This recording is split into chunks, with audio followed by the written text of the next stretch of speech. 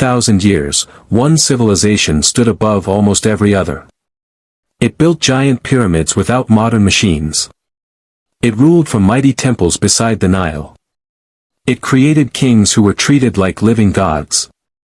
While many great kingdoms rose and disappeared, ancient Egypt kept coming back again and again. But here is the strange part. How did one civilization survive for thousands of years while so many others vanished? What made Egypt so powerful? And what finally brought its long story to an end? The answer is far more surprising than most people think. Egypt was not built by magic or by aliens. It was built by ordinary people who learned how to use one great gift of nature better than anyone else.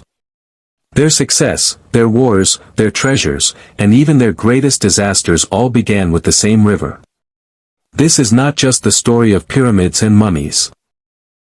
It is the story of farmers, builders, queens, warriors, priests, and young kings whose choices changed history forever. It is a story filled with great victories, dangerous enemies, lost treasures, and shocking secrets that stayed buried for thousands of years. So, travel back with me to a time when the first cities were growing, the pyramids had not yet been built, and the greatest civilization in the ancient world was about to begin. This is the entire history of ancient Egypt. Long before the first pyramids touched the sky, Egypt was a very different place. There were no great cities, no mighty kings, and no huge temples. There was only a narrow green valley surrounded by endless desert. Through the middle of it flowed one river that would change everything. That river was the Nile. Every year, the Nile flooded its banks. At first, the rising water may have seemed dangerous. But when the floodwaters pulled back, they left behind rich black soil. This soft earth was perfect for growing food. While many people in other parts of the world struggled to survive, the people living beside the Nile found a place where crops could grow again and again. Around 10,000 years ago, small groups of hunters and gatherers began to settle along the river. They stopped moving from place to place and started building simple homes from mud and reeds. They planted wheat and barley, raised sheep and goats, and learned to fish in the Nile. Little by little, villages appeared along the riverbanks. The desert around them also became a powerful shield. To the east and west stretched wide seas of sand. To the north lay the Mediterranean Sea. To the south, strong rapids blocked easy travel. These natural barriers protected the growing communities from many outside attacks. While other early settlements were often destroyed by enemies, the people of the Nile had time to grow stronger. As the villages became larger, people learned new skills. Some became farmers. Others made pottery, carved stone tools, or traded goods with nearby lands. Leaders began to appear, helping organize farming, settle arguments, and protect their people. Over many centuries, these small villages slowly turned into powerful communities. The Nile did more than provide food. It became the main road of Egypt. Boats carried people, animals, stone, and supplies from one village to another. News, ideas, and trade moved up and down the river, bringing the people closer together. Without the Nile, there would have been no ancient Egypt. The river gave life to the land, fed its people, and connected its growing settlements. It created the perfect place for one of history's greatest civilizations to rise.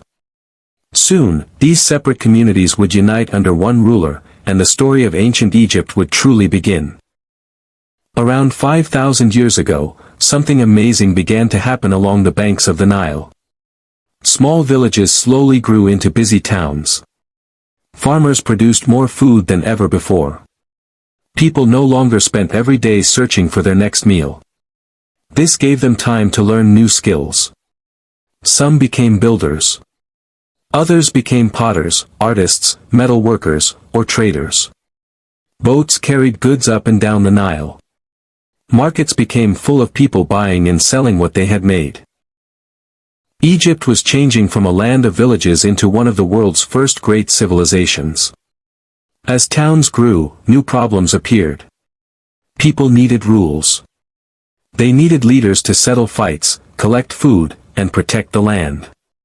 Over time, small kingdoms formed along the Nile. Each had its own ruler, its own gods, and its own customs. But the Nile tied them together. Every year, its floods followed the same pattern. The people shared the same river, the same rich soil, and many of the same beliefs. Slowly, they began to see themselves as part of something bigger. Around 3100 BC, a powerful king changed everything. His name was Narmer. Many people also know him as Menes. He united Upper Egypt in the south with Lower Egypt in the north. For the first time, Egypt became one kingdom under one ruler. This was one of the most important moments in history. Narmer wore two crowns joined into one. They showed that he ruled both parts of the country. He built a strong government that could collect taxes, make laws, and organize huge building projects. Egypt was no longer just a group of villages. It had become a united nation. The king was not seen as an ordinary man. The people believed he was chosen by the gods. They called him Pharaoh. His job was not only to rule the people but also to keep peace, order, and balance in the world. The Egyptians called this balance Ma'at. They believed that if the pharaoh failed, the whole land could fall into chaos. A new age had begun. The river that had once fed small farming villages had now created one of the strongest kingdoms the world had ever seen. In the years ahead, this kingdom would build giant pyramids, write its own language, and leave behind wonders that still amaze us today. Around 5,000 years ago, the people living along the Nile began to change. Small villages grew into busy towns. Farmers had more food than ever before, and trade brought new ideas from far away. As life became more connected, people started to see themselves as part of something bigger than their own village. At first, Egypt was divided into two lands. Lower Egypt was in the north, where the Nile spread into many rivers before reaching the sea. Upper Egypt was in the south, where the river flowed through a long, narrow valley.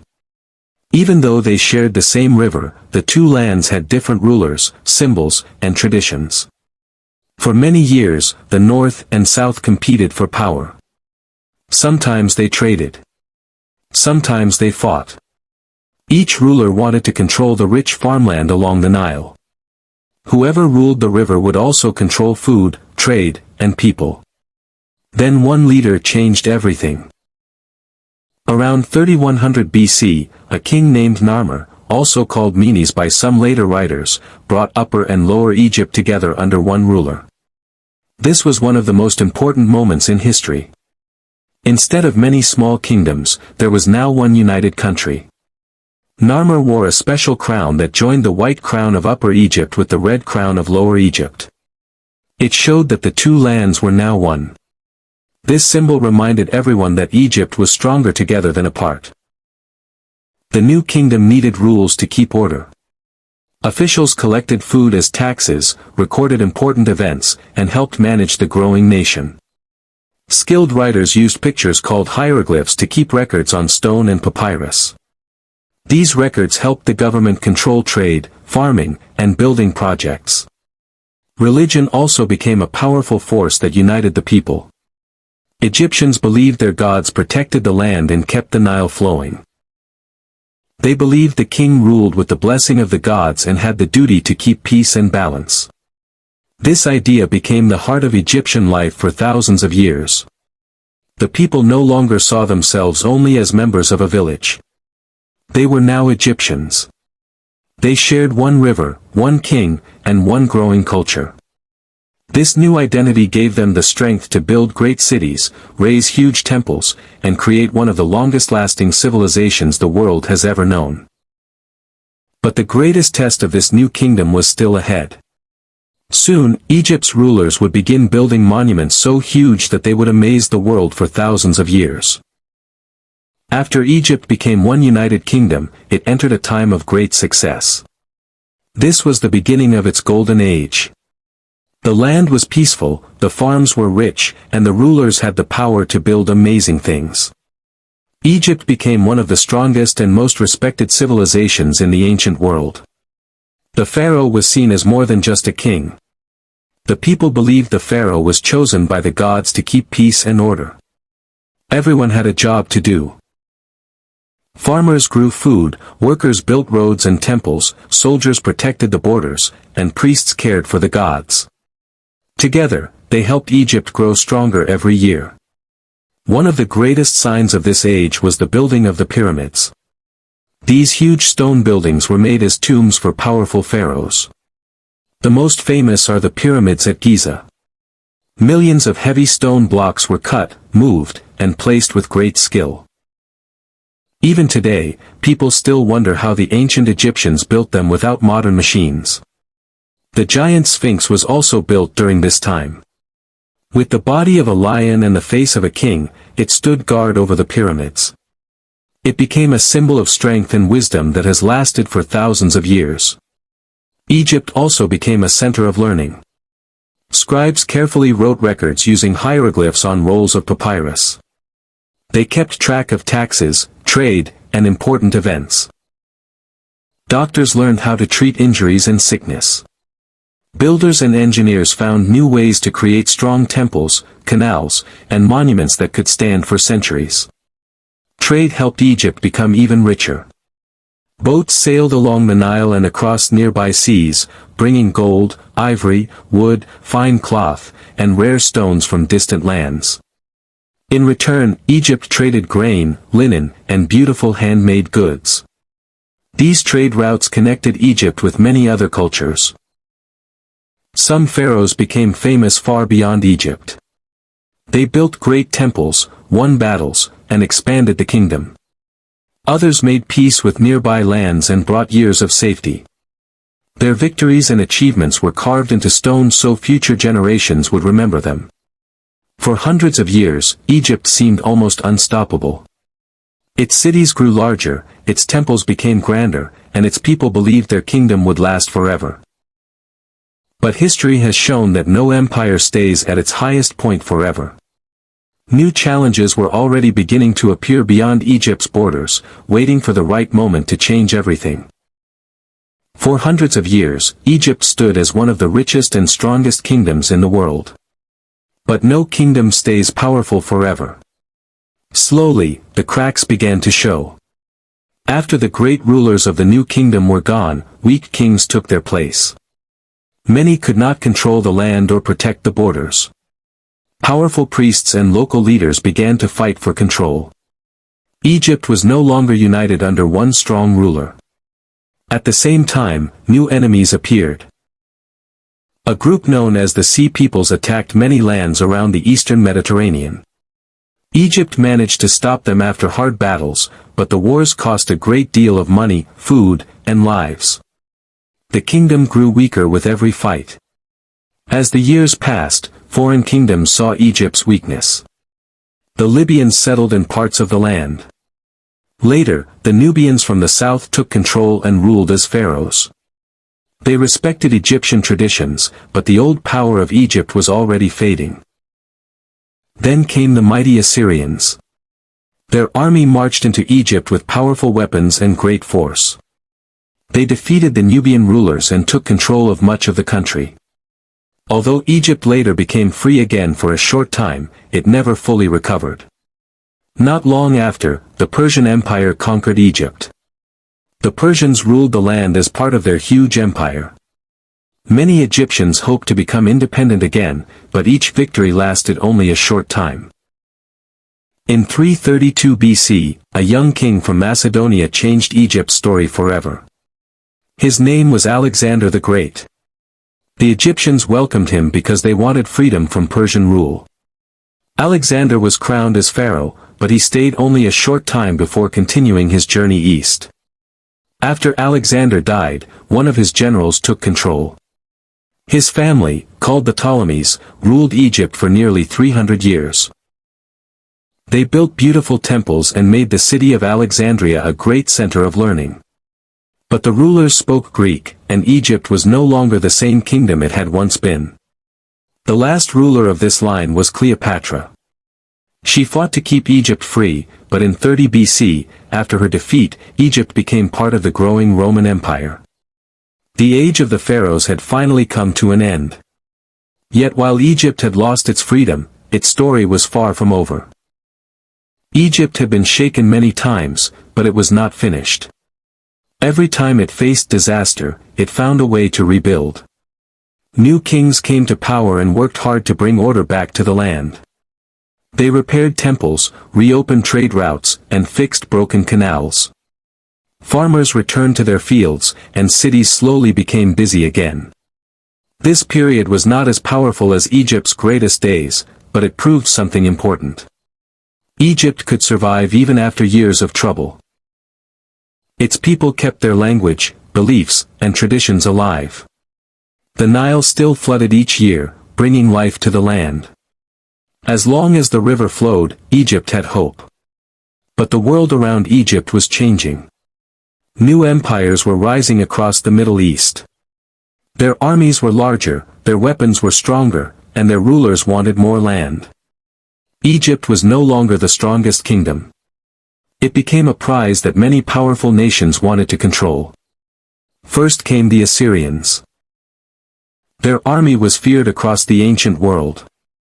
They marched into Egypt with great force and defeated its rulers.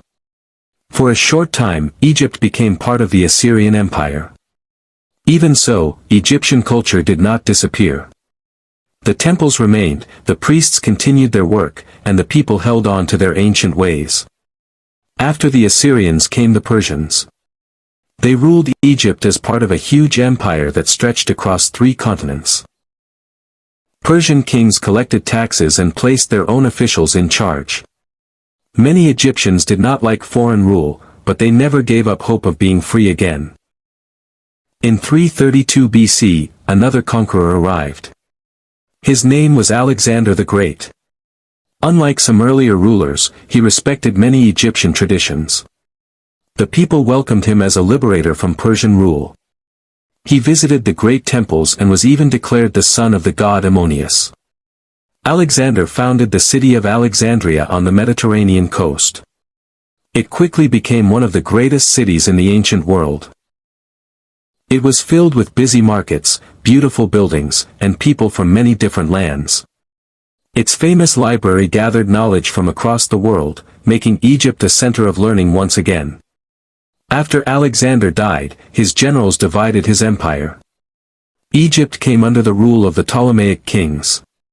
They were Greek, but they adopted many Egyptian customs. The last ruler of this family was the famous Queen Cleopatra. She fought to keep Egypt independent, but she faced the growing power of Rome. When Cleopatra died in 30 BC, Egypt became part of the Roman Empire. Although its kings were gone, Egypt itself lived on. Through every conquest, every defeat, and every new ruler, the heart of Egypt survived.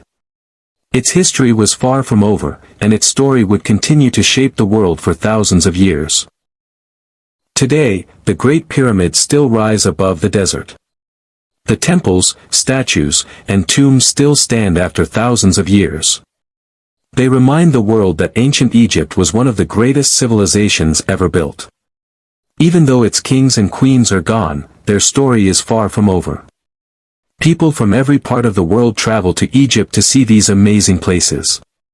They walk through the Valley of the Kings. They stand beside the Great Sphinx. They look up at the huge pyramids and wonder how people built them with simple tools. Every year, archaeologists also uncover new treasures that help us learn even more about this ancient land. Ancient Egypt changed the world in many ways. Its builders created huge stone buildings that still amaze engineers today. Its doctors learned how to treat many injuries and illnesses. Its artists filled walls with bright pictures that told stories for future generations. Its writing system helped record history, trade, and religion. Many ideas that started in Egypt later spread to other lands. The people of ancient Egypt also teach us important lessons. They believed that hard work, good leadership, and careful planning could build a strong nation. They respected knowledge and passed it from one generation to the next.